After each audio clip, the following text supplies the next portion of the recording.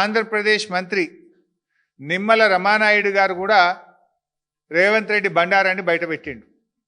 స్పష్టంగా నిమ్మల రమానాయుడు గారు బయటకు వచ్చి ఏం చెప్పిండు? ఆంధ్రప్రదేశ్ నీళ్ల మంత్రి బనకచెర్ల మీద చర్చ జరిగిందని, గోదావరి బనకచెర్ల ప్రాజెక్టు ముందుకు పోవడానికి ఇరు రాష్ట్రాలు కలిసి కమిటీ వేసుకుంటున్నామని మీటింగ్లో నిర్ణయమైందని కూడా చెప్పిండు. ఏది? గోదావరి బనకచెర్ల ఇష్యూ పరిష్కారానికి ఇరు రాష్ట్రాలు అధికారులతో ఒక కమిటీ వేసి దీన్ని మేము పరిష్కారం చేసుకొని ముందుకు పోతాము అని చెప్పి ఆంధ్రప్రదేశ్ నీళ్ల మంత్రి కుండబద్దలు కొట్టినట్టు రేవంత్ బండారాన్ని బయటపెట్టిండు. రేవంత్ ముఖం నల్ల ముఖమైంది. చేసిన ద్రోహం బట్ట బయలైంది. సంకలజొచ్చి బనకచెర్లకు తల ఊపిండు. బయటకు వచ్చి ఇవన్నీ బయటకు వచ్చే వరకు లేలే నేను కమిటీ ఒప్పుకోలే, కమిటీ అయ్యా అని బుకాయించిండు. కమిటీ అయ్యా అన్నాడు.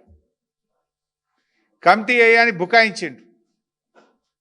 ఇది ఎట్లుంటుందంటే కథ మనకు తెలియదేం కాదు. గతంలో గత చరిత్ర చూస్తే కూడా తెలంగాణ ఉద్యమకారుల మీదనే ఎవడ్రా జై తెలంగాణ అంటుండు అని ఉద్యమకారుల మీద తుపాకీ గురిపెట్టిన రేవంత్ రెడ్డి నా అంత తెలంగాణ ఉద్యమకారుడు లేడని మాట్లాడతాడు.